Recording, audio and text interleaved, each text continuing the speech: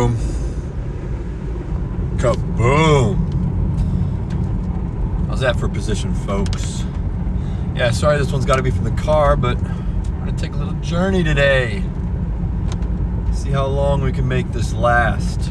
We got a good 2.5 hours to get to Mitch again. Take a little expedition to another state today.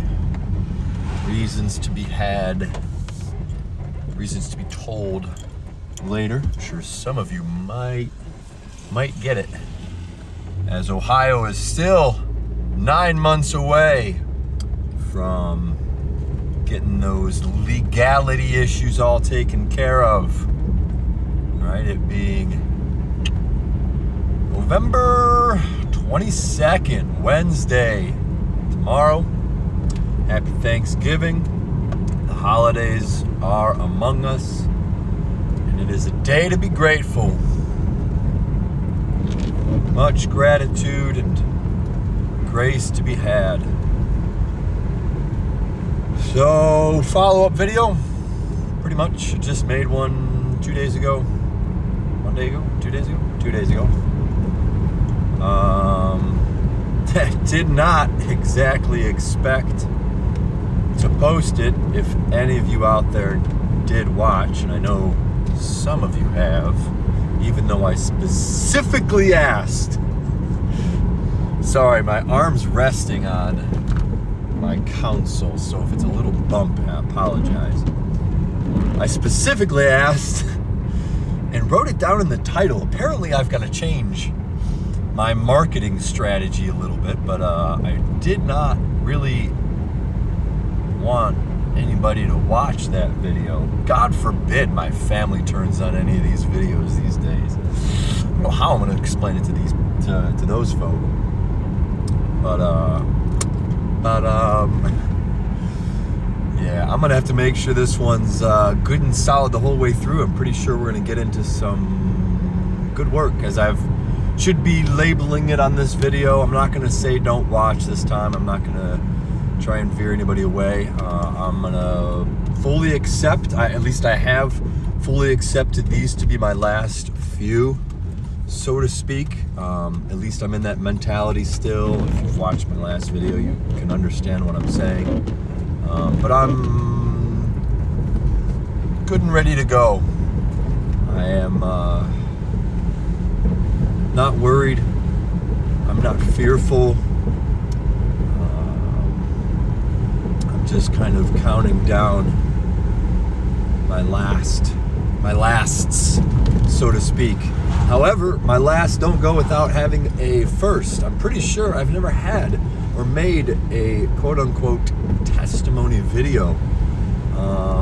But I think 2.5 hours should be good. I might break it up. Might have to do a there and back again journey. Just to sum it all up, God forbid I got to take 4 hours to preach the whole message of that which I'm coming to. By the way, this is the preamble portion. By all means, I have not exactly started day one of my birth, so to speak. But yeah, let's call this the preamble until we get to the highway, maybe, and we'll get going once we're there. I hope. But yeah, 4.5 hour don't cut it. In order to keep people away, turned off, keep you from watching the whole video from start to finish. I don't know what to do. I couldn't really tell you if it's the will of the gods / God to have certain people watch my videos, then so be it. I guess, I don't think about it anymore. I really don't. Hence the reason I actually posted that video. I mentioned it in the last one that I build up these, to put it lightly, I'm a perfectionist, and as most of you should understand, that's ass backwards in life. It's impossible You know, like as humans, we've here we go. We've made this, or I've come to a form of belief that, you know, there's nothing impossible, right? There's nothing that's absolutely impossible in this world. All we got to do is put our minds to it, and it's all just a matter of time. You know, cloning is just a matter of time. Time travel, just a matter of time, folks. In my mind, at least. I don't like to think of things as impossible. However, that that theory of perfection, man, I don't know, seems pretty unattainable. I'd like to think so. I'd like to think that, hello, that we are good and ready. Sorry, I'm gonna go through some construction in a minute. Until we get to the highway, this might be a little difficult, and I don't like filming in public. Believe you me, God forbid, these are all just a cry for help video. I'm just kidding. These are just last words, that's all. Where am I going? Yeah, perfection. Not possible in my mind, but I'll be darned if humans are at that part in the life where I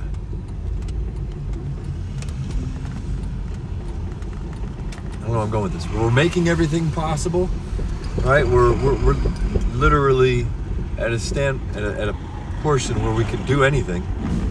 You know,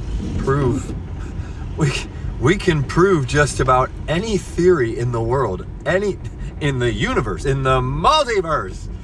Right? It's like we're nuts these days with the amount of beliefs we've had, and I already talked about this already, so I don't want to go into it anymore.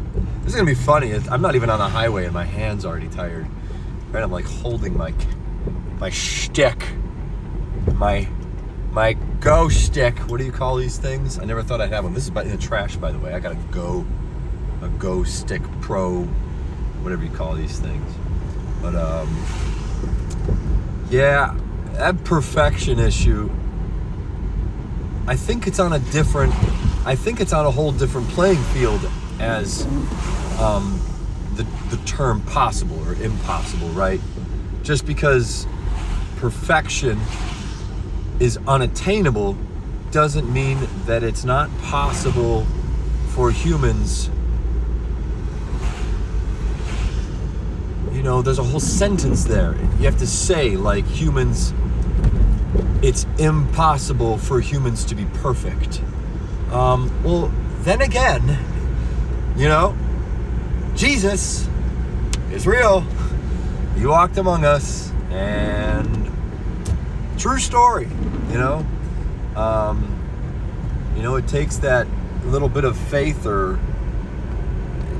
it takes a little bit of faith to believe, so to speak. But you know, that's, I don't know if that's a faith anymore.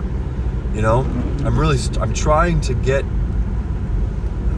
familiar with the difference between faith and truth. I've argued this one on many occasions with many different religious backgrounds of all creed and color, and I've always seen it as you know, two sides of the same coin, but then it gets argued that it's really the same thing. You know, faith and truth are the same thing. You know, not sure how that one's definable, but ooh, is this Mr. Trash Man? Oh no, he's ready to rock, getting out and doing his thing. Real trash. Anyway, I'm trying to get to I haven't really talked about Jack as far as my testimony goes. There were a lot of things I wanted to say, but I haven't even come close. And I'm almost at the highway, so it's like, dang. Not a bad starting point. Not sure where to go with it, though. Faith, truth. I'm at a point, if you didn't watch the last video, I guess I kind of already went over this, that I'm I'm looking at making these my last few videos. I've just been going through some things. I've put myself in this state of depression. So mailman on one side of the road, garbage can on the other. This is quality irony right now, folk. Apparently, I've got a lot more to say. This is great. They're at the same house. Oh man, yeah, I know. It's like, wait a minute, aren't they supposed to be on their own side? Yeah, the garbage man's going across the street. That's good. That's good. Oh man. Sum it up, Wiz. Let's go. You got words. Yeah, I just don't really have a care anymore. I'm hoping to be able to just let my guard down and get as vulnerable as possible in a video like this, because like I said, I don't think I've made a testimony. I'm pretty sure I've tried making one, but I don't know if I've posted it or saved it anywhere. So it's long gone if I ever tried. And it's old, right? It's so old that we need to catch ourselves up a bit. There's a lot that's been going on. Depression to me is not foreign. It's not a new or an uncommon feeling. I'm not going to go into the, let's say, the definition or overall. I don't want to go into my terminology with it. You know, I know there's backlash with the term depression, and other terms like stress is an easier one for people to identify with. And I actually believe stress to be more, I don't want to use the word more either, but stress is a more natural feeling. Depression is something that you have to counteract with the lack of, right? A depression is just the opposite of expressing. If the body isn't expressing, then it's going to depress. It's that simple. Stress is just a natural feeling. It's as common. It's an absolute common natural feeling, and it's natural to be stressful in life.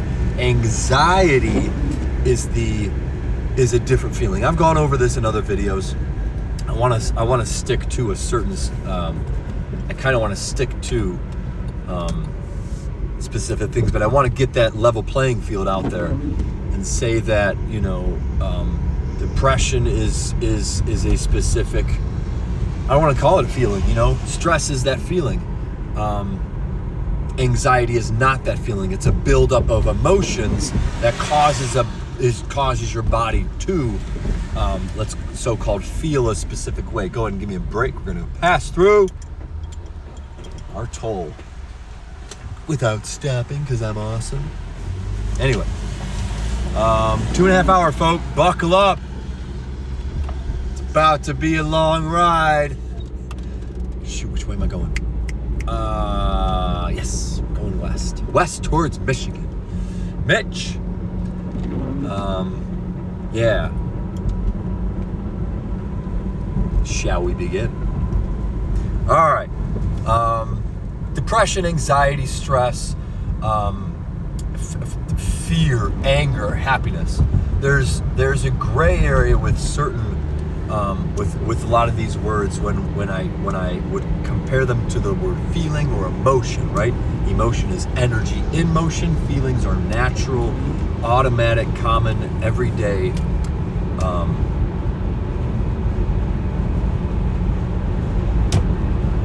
Feelings. I know I'm still working on the actual definitions. You could just look it up on that oh so trustworthy Google if you want to, but there is a big difference. There's a big difference between feelings, emotions, and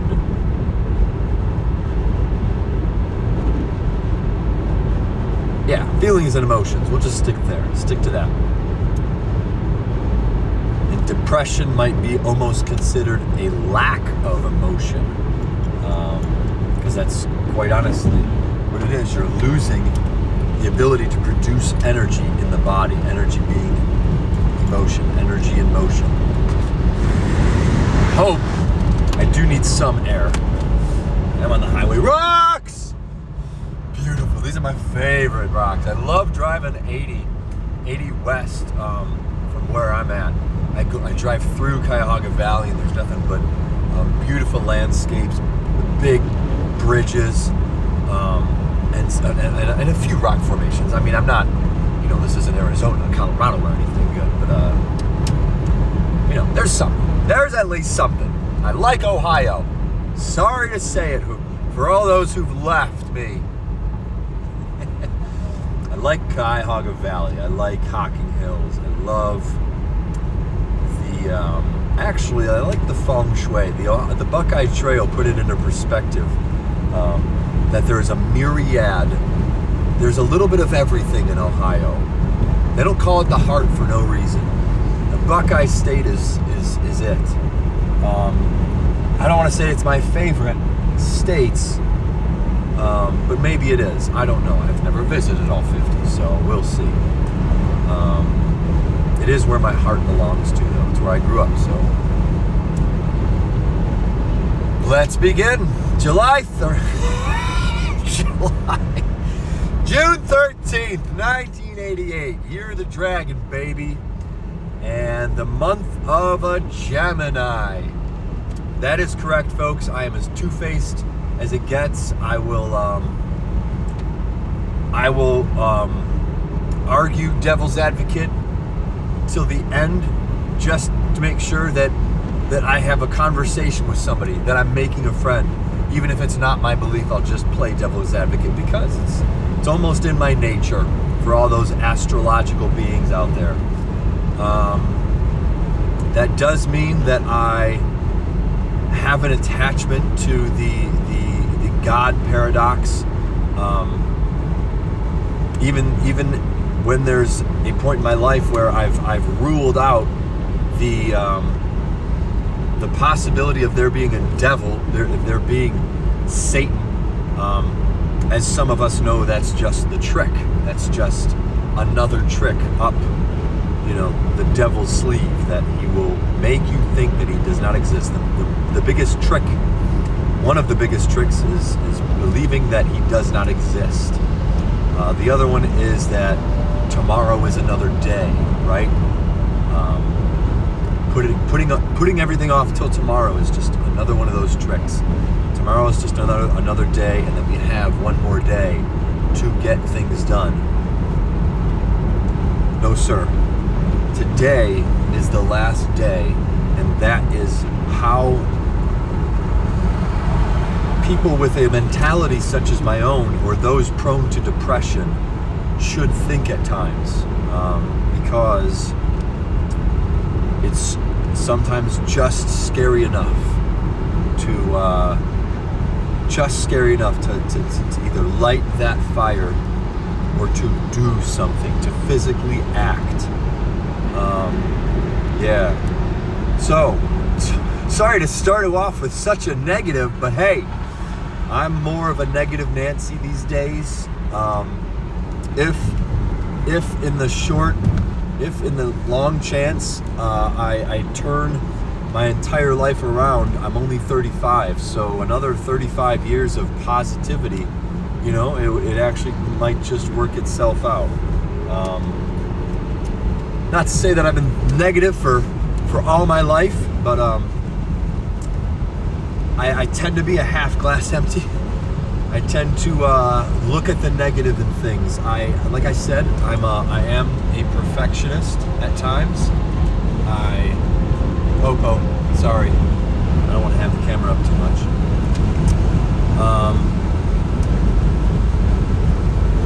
I look at things half empty because of this perfection issue. But a perfection issue is something that's learned. To be quite honest, I don't think anybody's born a negative, that negative energy, right? Children, babies are clean and pure for a reason. I don't want to say they're not born into sin. I know there's still the argument that human beings are sin. We are evil. I'm still struggling with that one. I like to think that we're just born into evil. The child will be, let's say the child goes to heaven, I don't know what age. Can't tell you what age range it is or what number. At what point where the child develops that conscious awareness to start making that effort, that decisional effort of becoming sin, making that first sin. But I would assume that the parent can instill, I don't know. Let's just stick to the story. I am not a parent, folks, so for me to justify this at the beginning of my video is a little bit out there. My hand's getting tired, folks. Give me a second here. Driving through. I don't like this. Yeah, we are in. What do you call it?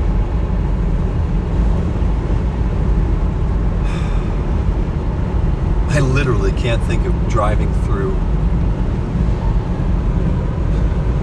Construction! What is that, 3 syllables? Wow, I gotta work myself up here a little bit. I gotta expand my vocabulary anytime now. So yeah, I am a Gemini and the birth of a dragon.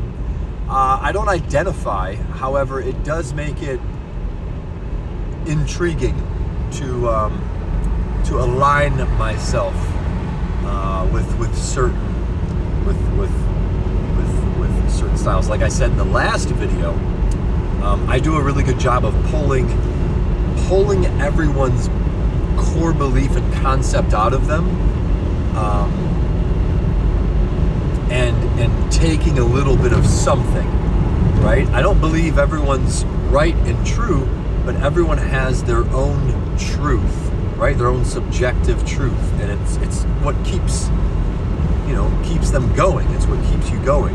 As crazy as I may sound, it's getting me through one more day, right? So even wrong beliefs, even not believing in Jesus or God, can be helpful to an atheist, or can be helpful to a Freemason, so to speak,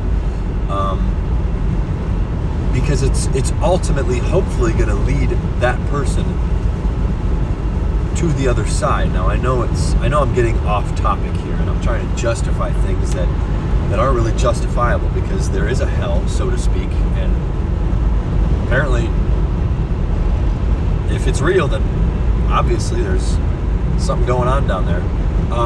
I do have my own, not belief, but a concept to where people living in hell, and I'm going to be very gray here, but people in hell, souls that end up in hell, it's just a matter of time before, let's say, when the Christian says Jesus comes back to earth and does his thing,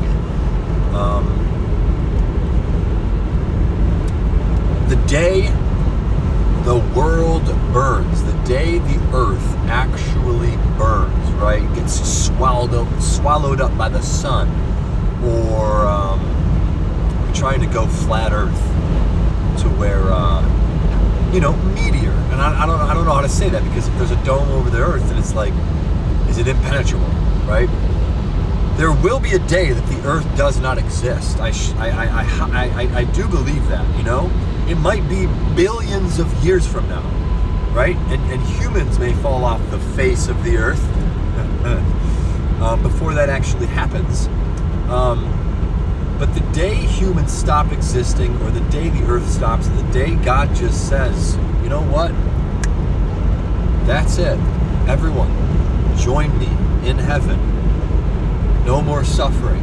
No more. I'm done with it. I do believe that. I think there's a little bit of hope there, Even if I'm wrong and do end up in eternal damnation, eternity means nothing to God, because He is the eternal. He can choose when He can choose to just turn it off whenever He wants to, right? It's like, I've been getting a little upset with some Christians nowadays, thinking that they know the outcome wow, man, this is going to be a long ride. Like they know the outcome, or they have this truth, or that they speak truth because, you know, they read the Bible to a T. I just don't see it. You can't know, right? I'll play Socrates till the end of the day. Like, we will never know. There's so much. There's endless truth. I don't know. You preach your game, I'll preach mine. God forbid I ain't preaching shit. I don't want to preach at all. All right, so we're about to be going over the pure heart of Cuyahoga Valley. Not that there's great rocks, climbable rocks. Look at them all. Oh, there's so many. Oh, I just want to climb, folks. I just want to climb the mountains forever. So yeah, enough preaching. I didn't mean to start off like that. I didn't mean to. I really wanted to go into my story here. But God forbid if 4.5 hours isn't enough. I don't know what to do. I'm supposed to bring this down to like 5 minutes, you know, tell your story. Hey, how are you? Where are you? Where'd you come from? What are you doing? You know, those first few questions you hear from people when you walk into a church. It's like, what's your story? Yeah. Anyway, June 13th, 1988. Emerge. My beautiful face. I'm not even sure where. Somewhere in Cleveland, Ohio, right? Could be in Bedford, perhaps. Somewhere in Cleveland, Ohio. My ears are popping. And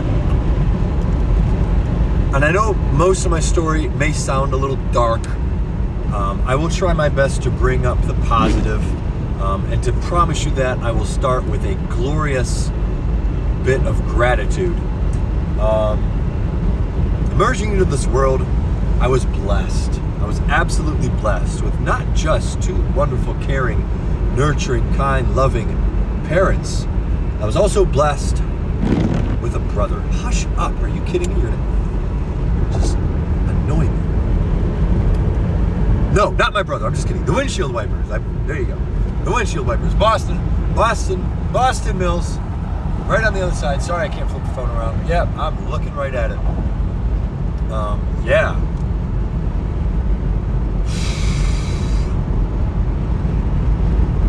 Sorry. Distraction. Haven't gone snowboarding in a while. Would be nice. Man, I have not gotten out in a long time. What happens when you got no friends? Anyway, Bro Haas. I swear, I was supposed to start this in a positive note. Damn, Boston Mills! Damn you. Alright, so I got a bro. I got an older brother. I've mentioned him in many videos before. He will be a common theme in my testimony. Thank God he's still alive. He's got 4 kids, a loving wife. He is the pastor of his own church. I gotta be honest, I don't know a whole lot about his life right now. I know I should. I've done a really good job of distancing myself from my family, so to speak. So I've only had so many conversations with them. But when we do converse, it's very good. It's very good. It's difficult, but it's good, right? But yeah, he's a pastor at his own church, and I believe him to be doing the work of God. I know not everyone. Beautiful. Look at them. They're just so climbable, so sellable too. I think those are what they make roofs out of. Slate. I'm sure that's just fallen slate. Yeah, I know there's some diehard Christians out there, or non-Christians, quite honestly, that would look at my brother and smite every single thing that he stands for. I just won't believe that. I just can't. And it's obviously with a bias. Yeah, he's my brother, so I'm not going to condemn him at all. I don't condemn anyone. I don't condemn anyone for anything. As dark as it gets. I mentioned this in the last video. I don't condemn anyone. Everyone is savable. The person to Jesus's, I don't know, right or left, dying on the cross. Two people dying on both sides, right? One looks to Jesus and says, blah, blah, blah, blah, blah, you're forgiven. Plain and simple. You could be dying on a cross and you can be forgiven. It's that easy. So I'm of that opinion, that everyone's forgivable, no matter what they do. No matter what they preach, no matter what they say, no matter what they do. Everyone's forgivable. So my bro is certainly preaching a different game than I do. I could not find a more opposing person in this life. It's really ironic. It's really something to converse with my brother. So growing up with him, let's just get to it. I'm sorry I'm not sticking to the testimony. I told you it's going to be a long story. Buckle up, folks. But yeah, growing up with my brother, I couldn't have been more thankful. Like, my brother is my brother, and he is, you know, he's somehow, I don't know how to justify it anymore because I don't quite feel connected in a way, but he is the absolute best bro. I think it's because I like the idea of this duality. As I said, Gemini, I have this thing in my head to where I live this ironic, paradoxical life of two sides of the same coin, and it's like my brother is the exact opposite of me. It's so funny. Even funnier, my stepbrother, both of my stepbrothers, also seem the same way. Like, it's so hilarious. My family's a hoot. Absolute hoot. Do consider myself the wolf / sheep, black sheep of the family. Yeah, we'll get to that later. Emerge with a brother, two lovely parents, in a loving home. I don't know how to justify it, but I do always say, even though I live on both sides of the same coin, I find myself as lukewarm in comparison to society as possible. Like, I'm in the middle on everything. I'm in the middle of every issue. Right? Like, I cannot decide. Or I'm a lukewarm individual biblically. Like, you know, I'm either all in or not at all. And that makes it seem as if I'm just half-assing. I feel like I'm like a half-asser in life. And bringing up this perfection issue, it brings in the depression, right? So I see it as, you know, being born in the '88. This is just my version of it, right? So '88, Year of the Dragon. I symbolize the dragon as being either asleep, away in his dungeon, locked away in his chambers forever. I feel like I've been on the road for more than 34 minutes. Anyway, I'm hoping none of this gets missed. Anyway, God, I hope none of this gets missed. Matter of fact, I'm going to pause this and put my phone on silence. Hang on, folks. Alright, I gotta be honest, I have a feeling like my camera paused or some ironic, miraculous thing happened during one of my beautiful wormholes. And apologies if my video is cutting out at all. But Year of the Dragon, I see it as one of two ways. I'm either dead ass asleep, watching the world go by, not even watching, just sleeping my life away, and just as dark and lost in a mountain as I could possibly get, or I am I'm a burning, fiery, passionate rage of I don't want to say anger, bring in an emotion that, involves, I don't want to say negativity. Anger isn't negative to me. But a passionate, burning desire to just wreak havoc everywhere I go, whether on my own soul or an outward expression to everyone else. I don't see much positive with me. I'm not a very kind, loving, compassionate,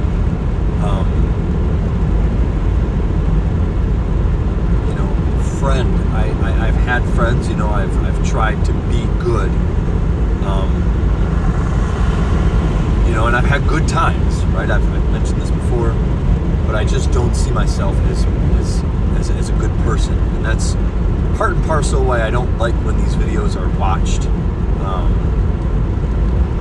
God forbid a good soul ends up watching my videos and they care. God forbid someone actually cares. Then I gotta feel bad that they care.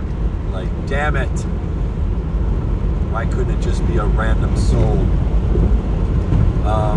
I hope these videos reach someone. I just don't like it being people that I know. But golly, it's funny because ironically, I care about everybody, I love everybody, and I want everybody to go to heaven.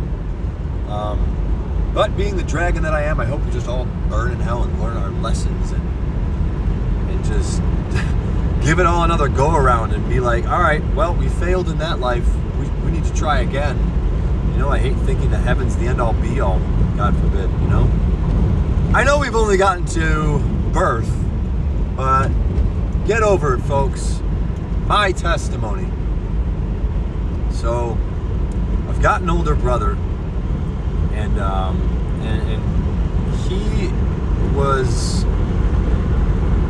he's like my safety net.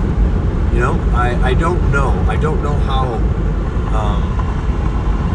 the firstborns get by. My hat's off to the firstborns, and I know there's a lot of it almost makes sense that the firstborns are the ones that find it difficult to ask for help or find someone, who, I don't want to say find someone, but maybe just ask for help, because the firstborn definitely they gotta have that feeling of everything resting on them, I can't really describe it because it's not my shoes. Quite frankly, the first child's probably got a lot of pressure on him to live up to. I know it's probably difficult. So hats off to my brother and all those older firstborns out there. I love mine.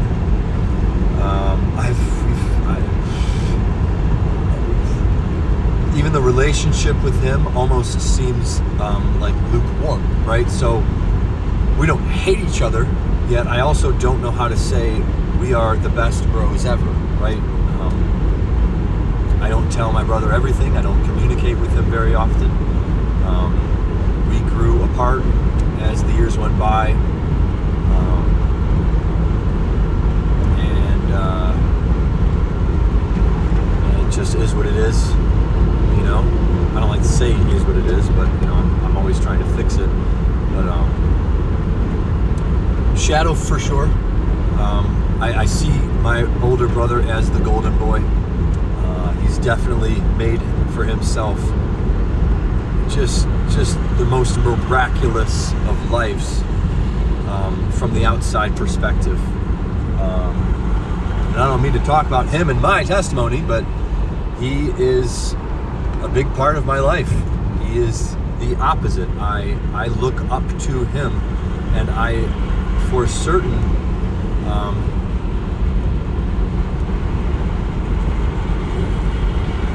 fall in his shadow at times. I definitely see myself not being fully me, because I've always wanted to be my brother.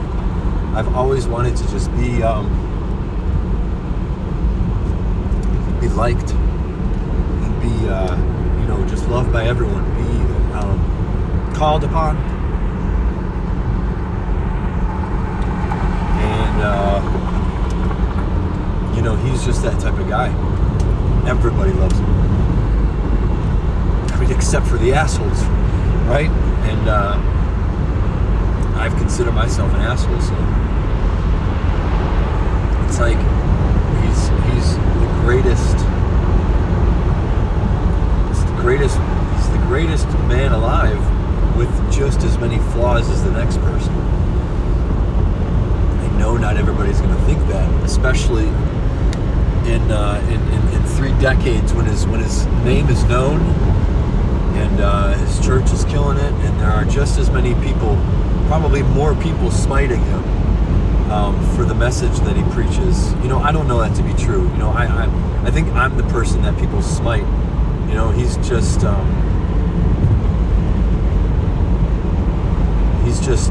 the pastor. People don't smite people like my brother. They just turn away. They just don't follow. I think I'm the person that people end up looking at and really hate or love, so to speak. I don't know where that comes from, but my brother's a caring, kind, loving, compassionate, tender, soft, gentle. I don't want to say soft. Gentle is the more appropriate word. And it's not nice, it's kind, right? He's that he's that role model. Yeah. Sorry for those that don't agree, but I'm not sorry whatsoever. Not everybody has everything figured out. He does not have everything figured out. So even though he may preach one way, that sounds completely off. That just, it isn't for everybody, right? That's what I think I'm trying to get at. Like I said, everybody has their own testimony, and even an atheist has a message to preach and can save someone, right? Even an atheist can turn someone towards Jesus, right? Prove me wrong. But anyway, so I think that's enough for my brother. Maybe we'll just get into stories. But the very next thing that I can recall is a little bit darker, and it kind of left an impact on me. But at the age of 2, my parents split. From what I know, not that it matters, quite honestly.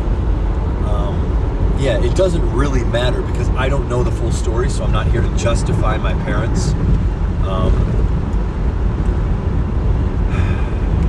My gray area is saying that I've forgiven them for what they've done, but I don't know how to forgive myself, and I don't know how to, let's say, love myself. So I'm at a point where it's at a crossroads of forgiving my parents, but not knowing how to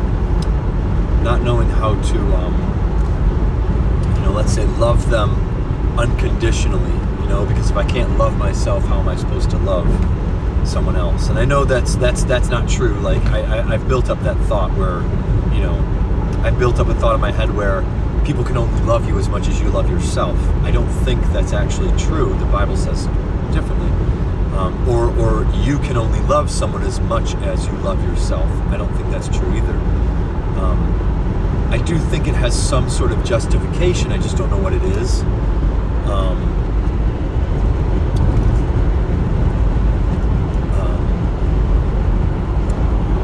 think there's something there. I don't want to find an argument here. I don't mean for the comments to go nuts here, but in a point, in a standpoint, you can only love yourself, love someone as much as you understand what love is. And if you're not loved, then it's or if we don't feel loved, it's kind of difficult to define what love is.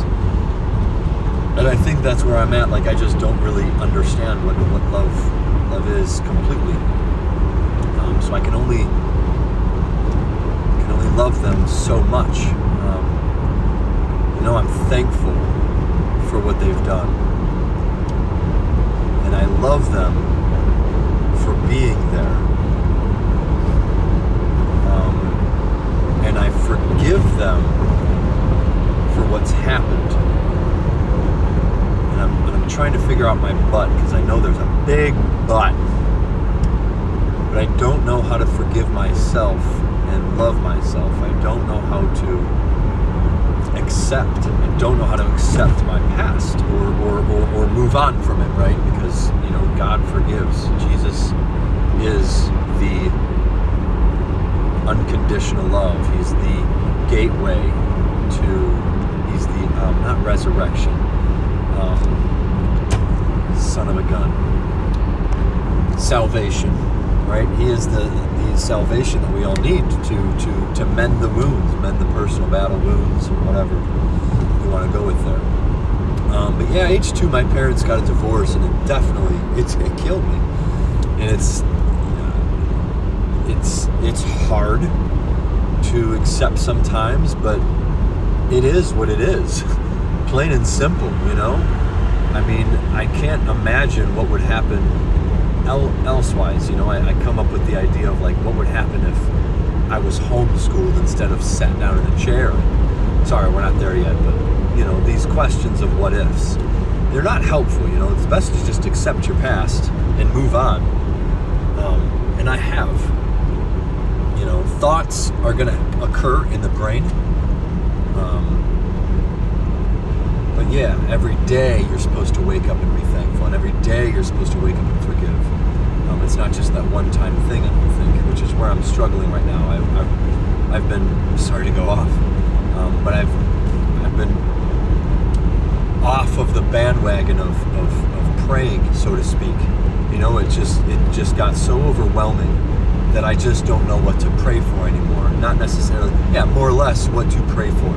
Vending machine style, right? I heard the analogy that, and I know it's not a good analogy, don't get me wrong, but quite honestly, you can pray to God almost vending machine style. You pray for discipline, you pray for love, you pray for kindness, you pray for, this or that.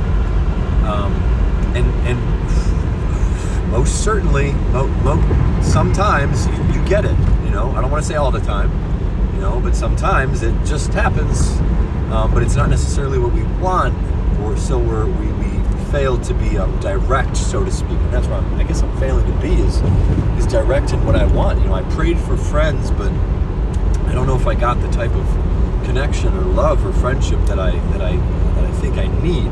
Not that I don't accept, but it's put me in a stance that I'm just a mess now. I'm more confused nowadays than I was before, which is like, man, I'd rather just repent and be done.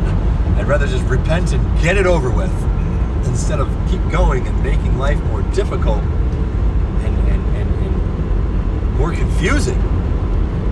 But confusion is a part of the process. So I've gone over that one in the last video, so I'm not going to keep on going. Yeah, the divorced parents definitely hit hard. Like I said, lukewarm. Most of my life, or I've been around both of my parents, and my parents have been around for my entire life. Both of my parents are still here. I was blessed enough to be around them in my youth enough. I was raised by my mother during the week, and I was able to see my father on the weekends. Both my parents remarried, and both remarriages stemmed off 2 more brothers. So I have 2 half-brothers, like a stepbrother, a half-brother, and a real brother, right? So I get a little bit of everything here. No sisters. That might come a little bit later on in the game. And sisters being sister, right? I got blessed with good friendships, crappy sexualities, but we'll get into that in a moment. Let's see, H2, 50 minutes in. We are not finishing this in 2.5 hours, folks. But yeah, I guess there was a long preamble there anyway. The divorce was hard, difficult, but I'm over it. So I grew up with my mom, went to school under my mother's care, and I'm not good at this part. Like, my testimony is very difficult. I've been under the influence for a long time, folks, so my memory is very shot, and I don't bring my past up too often. So bear with me with a lot of this, as I've just forgotten and just don't care. Oh, you know what? There is a little bit. Ooh, beautiful. Did you see it? That was a beautiful one. Camper, old school camper, jelly bean style, right? So yeah, I grew up with my roommate being my brother. My two brothers wouldn't come until later on, until I moved out of the house that I was literally, I don't want to say born in, but grew up in, from like 0 to 4. I grew up within walking distance from a church. I went to that church. I was blessed to be born into a church and be surrounded by, let's say, Christians, surrounded by the Christian faith and whatnot. I'm not going to say it's good or bad or what I needed or anything like that. I was blessed. I was blessed to be surrounded by good-hearted people, plain and simple. Faith or religion doesn't have anything to do with it yet. We're not there. But yeah, blessed to have both parents as good-hearted people. Two very different backgrounds, so to speak. I think my father and mother are obviously very different people. I don't know how to describe them. I really wish I could be straightforward with this. My father would be like the silent killer. The one sentence that he drops is a bomb. It's a bombshell on people. He's like the smartest, he's like the most wise person I know, yet wisdom doesn't go without its fair share of waiting until everyone else is done talking. And it's like, in today's day and age, people just don't stop talking. So to hear my father drop bombs is really rare. But he's always reading. He's very quiet, very reserved, but very loving and compassionate, kind and tender. I don't know if I have very much aggression in my family. I've done a very good job of, I have to pause this and catch up where I'm at. Hang on 1 second, folks. All right, I should have known we still got another hour to go. Oh yeah, we got a ways. 57 miles till I gotta get off. Gosh, I never actually thought. Sorry, I gotta change. Oh shoot. Ha! Hang on. Let's see how that works. All right, this is gonna suck considering I have no idea where I left off. Divorce. Father. There's not a whole lot of aggression, but it's funny because one of the conversations I recently had with my pop was that my grandfather was quite an alcoholic, so to speak, and I don't like to use these terms, but he's saved in that nevertheless. But it's funny, I'm like the blackest sheep in my family. I'm the only one who utilizes drugs to cover up the wounds, so to speak. Everyone else, you know, is in a relationship, married.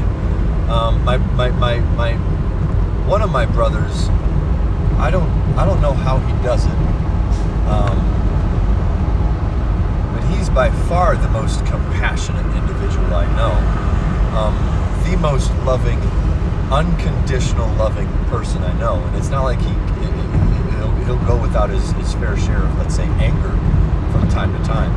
But forgiveness is like,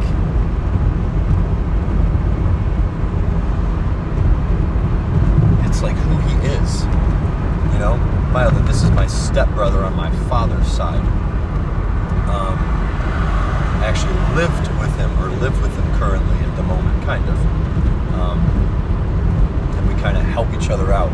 So he's like the perfect person for me to be around these days. We are also dire opposites. It's funny because opposites can mean so much, obviously. I have 3 brothers who I consider are the complete opposite of me, but also complete opposite of each other, right? It's like, I don't know how to define that. It's almost like the 4 elements, right? Earth, water, wind, and fire couldn't be more unlike each other, but they all also need each other to work, right? If there's nothing to burn, then fire has no purpose. If there's nothing to put out, then water has no purpose. If there's nothing to breathe life into, then air. And if there's no foundation, then there's no earth. That was such a gay analogy. I swear. If anything, I'm earth. I'm just kidding. I actually think I'm air according to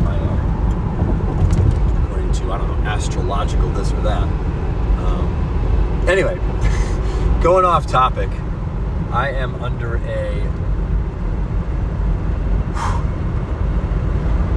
man, I just need a friend, man. I need a freaking friend. I'm going to say it now just because, golly, if you've made it this far, like, good for you. I don't want anybody to make it this far, right? But I'll be darned if a lot of these videos I would not have to do this if I just had somebody to talk to. Like, golly, I don't even need somebody to talk to. Like, man, Boston Mills, I can recall, and I haven't snowboarded that often, but I'll be darned if, like, I don't do anything nowadays. You know what?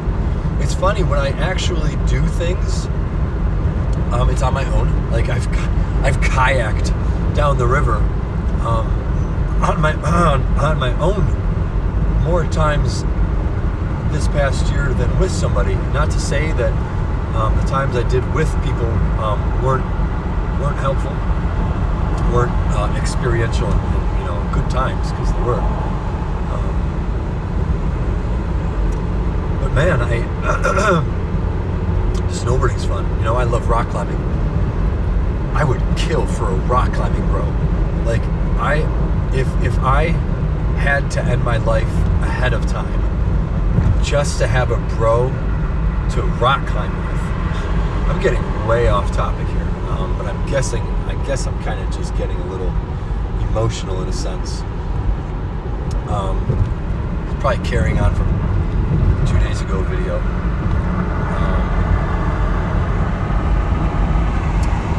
Yeah. I need a bro. So,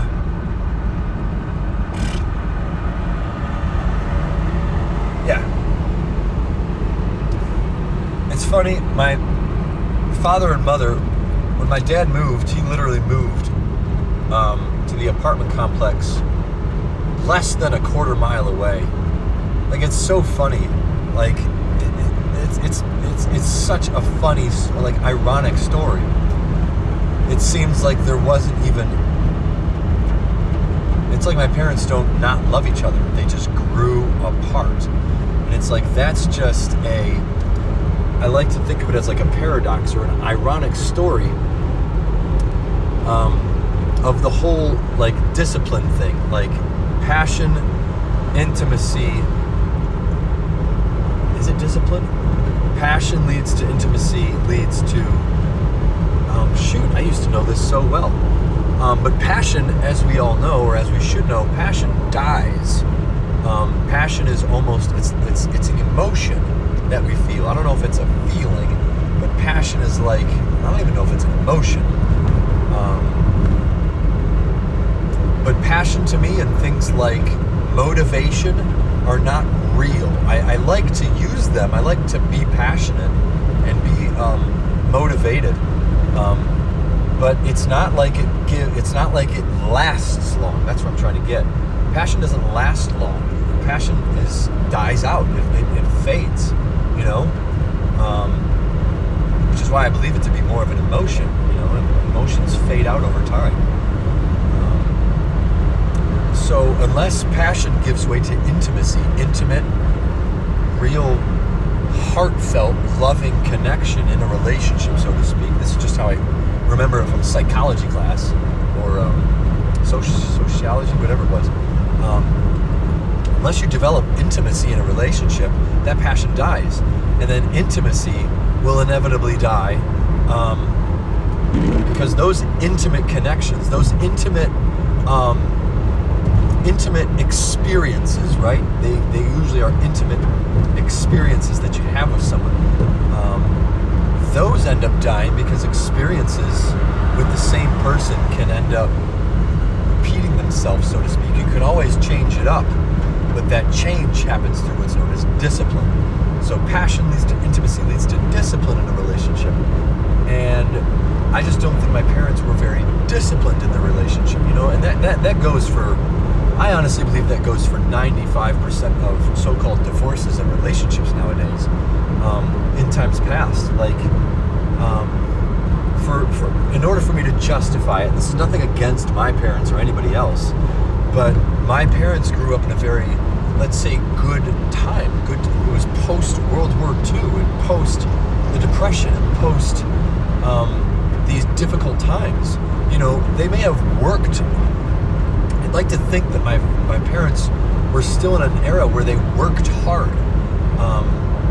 but I don't know if it was enough discipline to keep the relationship going, so to speak. So, and that's a lot of other relationships out there that grew up in this new age,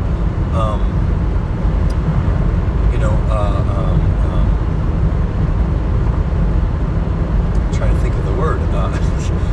Now we're in the technological or the connection world, whereas we came from I'm so sorry, and I know you guys are like, and the word is, we're building up society via, I'm so sorry. It's the blah stage. I'm so sorry, folks. I'm going to get it just like I did kumquat the other day. Yeah. So the Industrial Revolution is over, and we've worked very hard to build up this new society, but it's different now, and I think it took a lot of. I think it costed us relationships in a way. I can't justify that, you know, because obviously there's still relationships and there's still growth, but we became so, let's say, disciplined in work. Like even our women have gone out into the work environment and don't raise the kids anymore. You know, I can't be one to judge. You know, I'm thankful that women work, or I'm trying to be. You know, I come from a very conservative background, and a lot of my thoughts stem from wanting.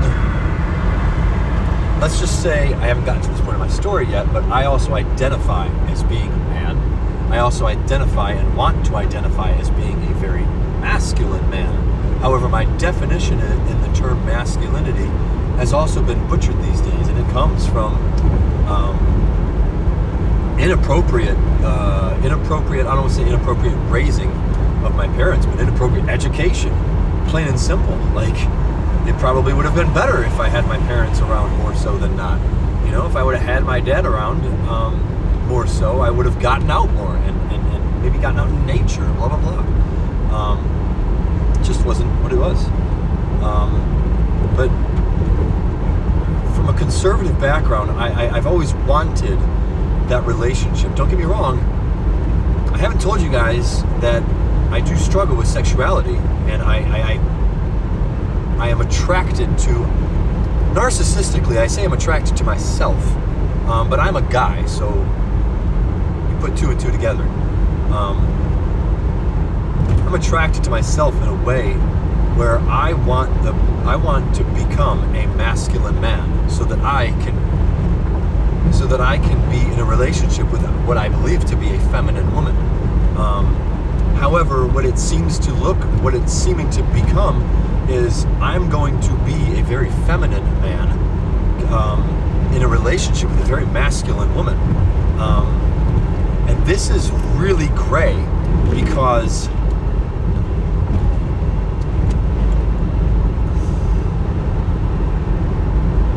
when I say things like, oh, I love to cook and clean, that's not what I mean by femininity, even though that's what we were raised to believe in a way, right? And I mean, this is very gray because the Bible is very clear I think the Bible is very clear on what it means to be masculine and feminine. I don't think they're actually different, folks. I think both male and female are supposed to be and show, not be, but show, right? Express both masculine and feminine qualities, right? I don't think it's masculine is to man as feminine is to woman, or even vice versa. But I'm supposed to give you guys like a beautiful, distractive sort of picture, but whatever. I hate passing people and them seeing this camera right in, like you're right above the, yeah. So it's like, what's he doing? Yep, I care about what other people think, folks. That is what it is. I didn't start caring about until I started getting prescribed drugs. I'm sorry, I'm not even talking about my testimony, but essentially I'm going over common concepts and beliefs of what I've grown up with. So I guess it makes sense.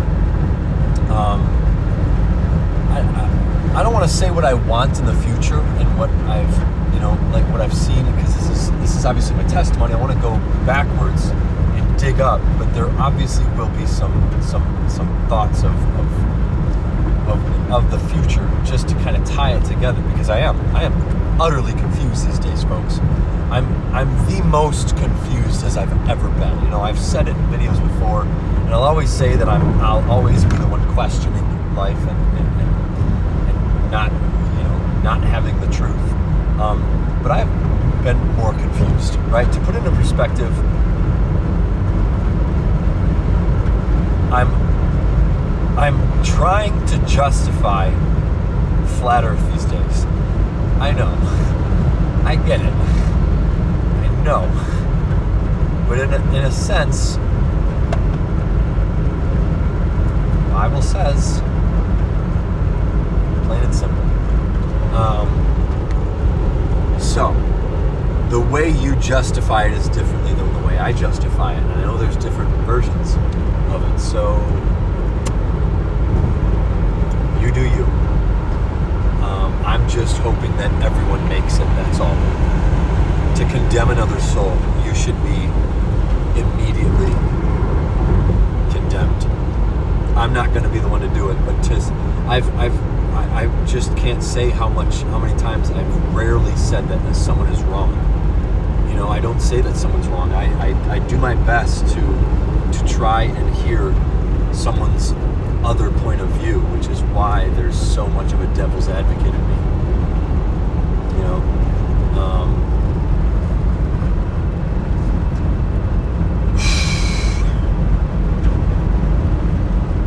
There it is. All right, man, the camera's throwing me off a little bit. So,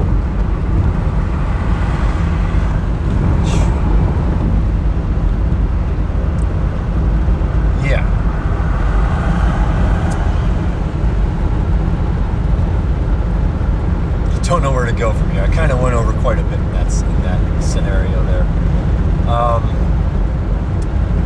So to bring it back to,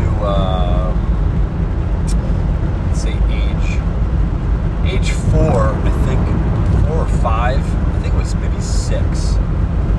My mother moved out. Yeah, so my dad moved right down the street from the house that I literally grew up in from like 0 to 5.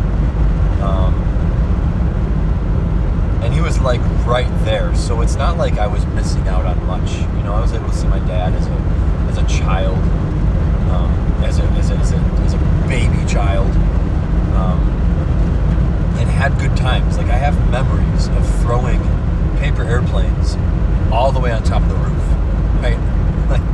and from my father's place, and then other times it's plastic balls getting stuck behind the chimney, right? I've got memories, and they're there. I've got dragons across the street, and I've got trains bursting through my room, right? Granted, those are childhood visuals, you know, but I've got visions. I've got books. I've got one book that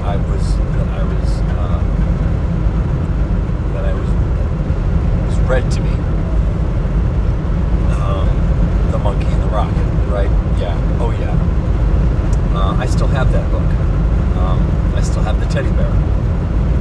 So I'm a very normal kid, right? I guess that's what I'm trying to say. Is I'm a very I'm just like a lot of other kids. It's just, you know, I've come to become so unique, and I hope that certain people can realize that we are like each other. I guess it's just that cry for help to say that I'm like a lot of people. I just don't know how to connect. I don't know how to actually. I don't know how to. I mean, I do my best at shoving everyone out of my life. You'll see that as the story goes. So, kind of hot in here.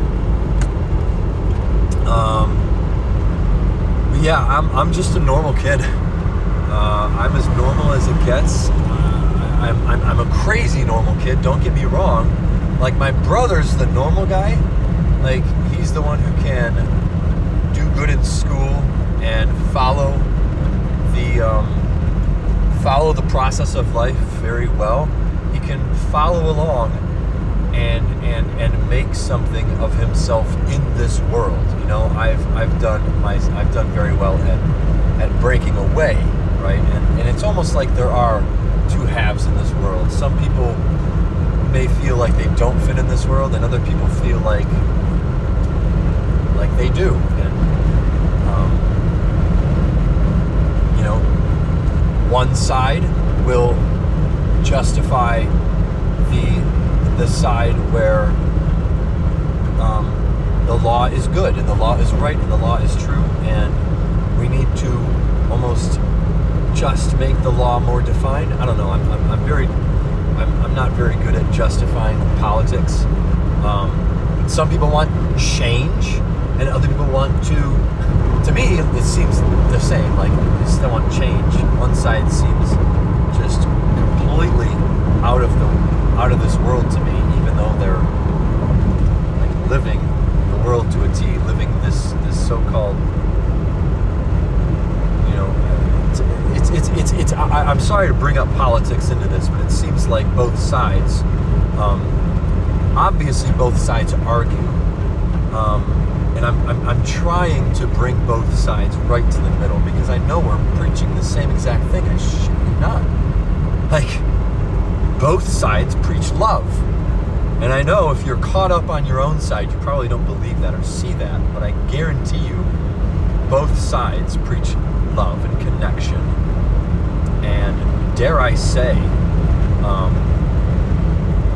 both sides preach God. It's just one side preaches the devil, or both sides preach the devil, and they just don't know how to preach the actual word of God. Yeah, because I actually see the highest of high politics and all that stuff as all hogwash. It's really the individual.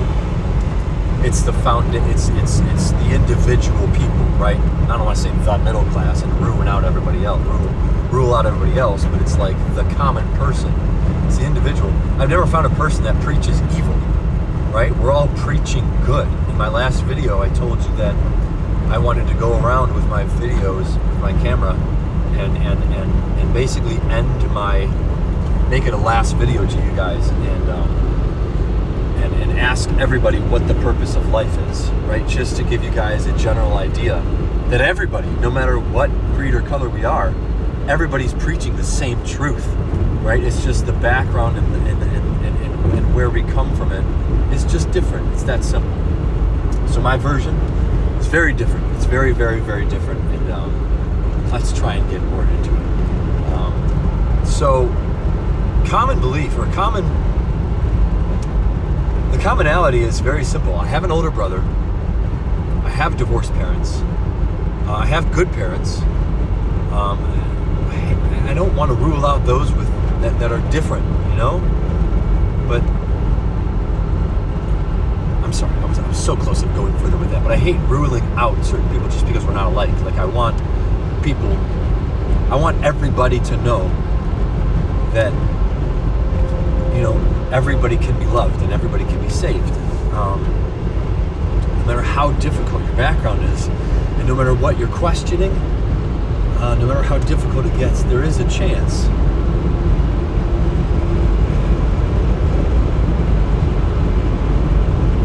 There's still hope. Dare I say it, to not just you, but to me. Because God knows I've lost it.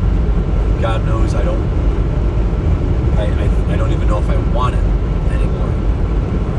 And my last video was definitely, I don't even want to say a cry for help, because I didn't shed a tear. I'm out of tears, right? I'm out of careness anymore. You know, this is, quite honestly, I'm making this video because I want people to know what I'm leaving behind. I need people to know that, I need people to know who I was, you know, without having to go through hundreds and hundreds, probably thousands of saved videos on my hard drive at home, you know, and videos that just don't make sense. Like, those videos really aren't that great, I gotta be honest. But, you know, in order for me to make a video that makes sense, I gotta make a video that, you know, takes 4 hours. So it's like, if you listen to one video, please just watch this one, I guess. It may take a while, but it is what it is.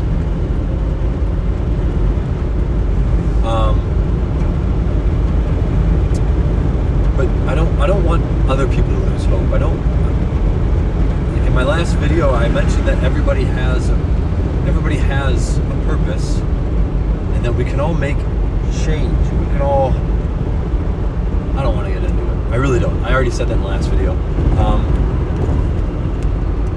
God, I could use a dip right now. I don't mean to throw one in, but man.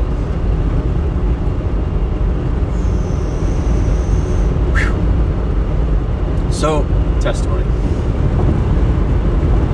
I just don't want people to feel left out, because that's exactly how I feel. Like, I am more of a nomad than I can ever imagine. I've scrolled videos and I've watched movies where the person's just alone. The person's just a nomad. And they just go, and they just, you know, run away, but run towards, you know, they live on their own, but they're not alone. You know, they try and justify it as, you know, being alone is fine, but lonely, you know, you don't want to feel lonely.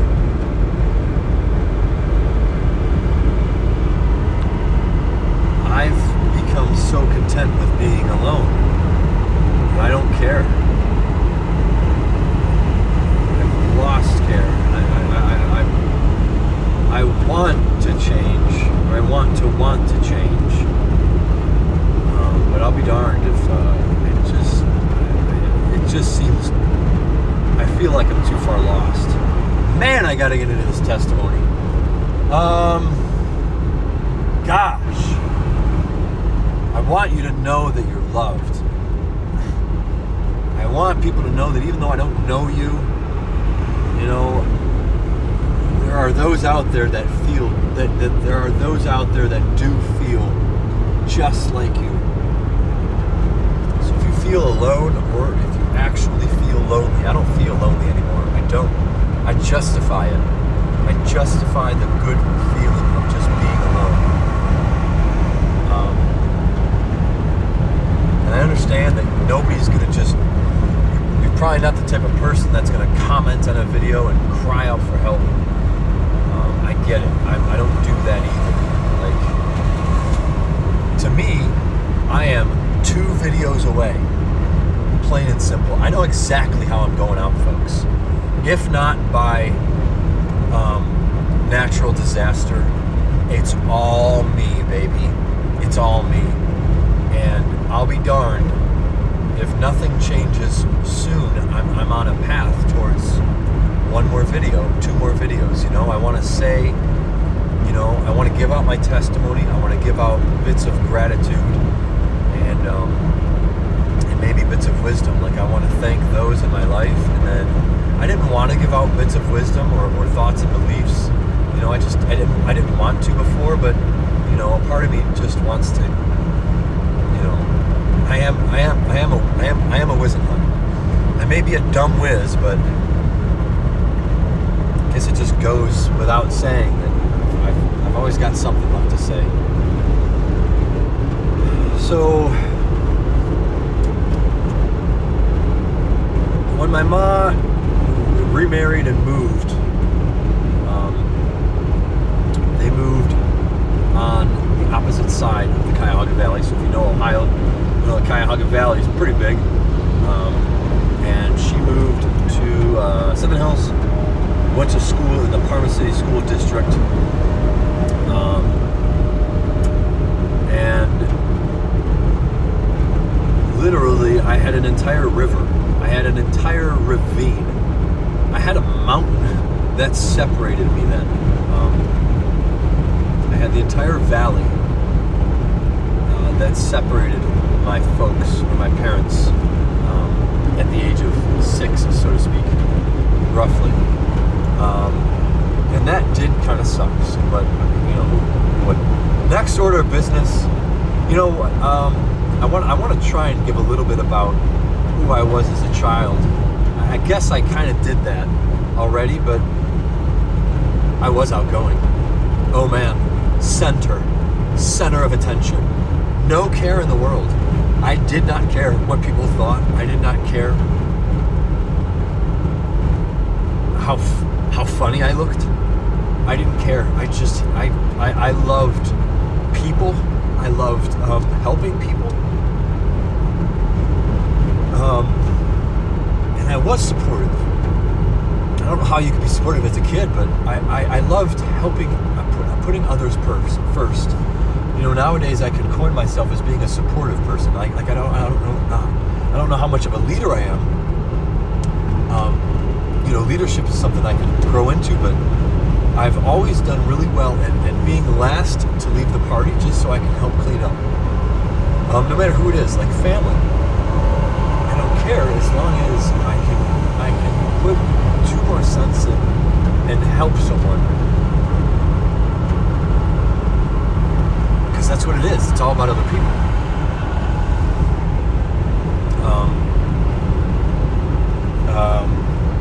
But yeah, I care. I deeply do care for people, and I want to make people happy. I put others first, which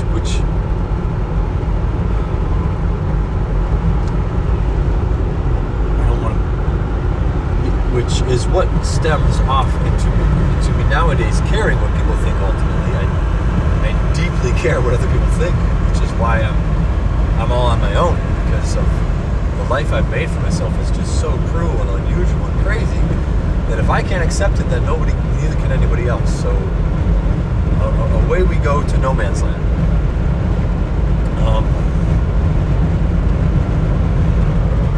No man's land indeed.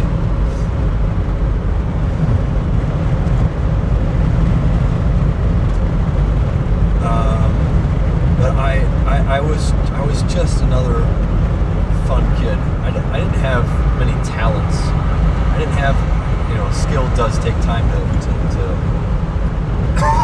I suppose if there's one thing that I've kept near and dear to my body, it's just being expressive and outgoing. Like physically, be outgoing. I've grown attached to this need to express, this need to, not just through emotion but through physicality. Like, I mean, if you know me, you'll know that I have more energy than I don't want to say most people, but because when the people that I follow, people that I look up to are those with just endless energy, and I learn how to, I try to learn how to cope with that energy and express that energy. But from what I've been told, I have this passion and energy and this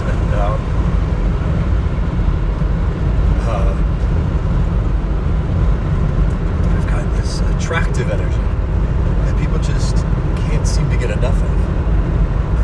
And I've taken it to places like the gym, and I've taken it to the trails. I've taken it overseas. I've taken it to the military.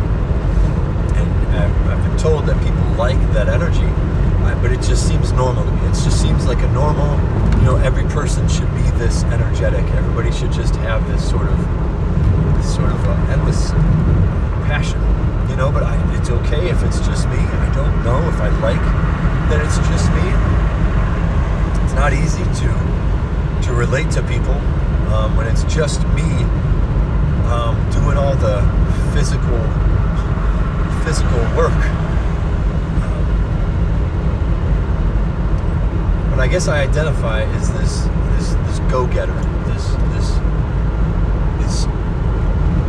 die-hard dragon. Like I said, if I'm not slumbering away in the mountain, I'm burning. I'm a passionate, burning fire of energy. I can make the world I can light a fire like no one else. It's hard to when your fire's dying. So yeah, that's my childhood. I got a child in me, and I think it's still there. Everybody's got one in them. Everybody's got a child. I don't think anyone was born a teenager. But, damn, my hand is so sore. You could really use a dip. You know what?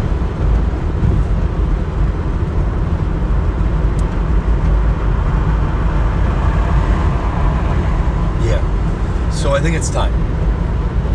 I'm going to pop a fat chew, and sorry if it's going to make the words a little crappy, but it'll make things a little more. It'll make sense in a second.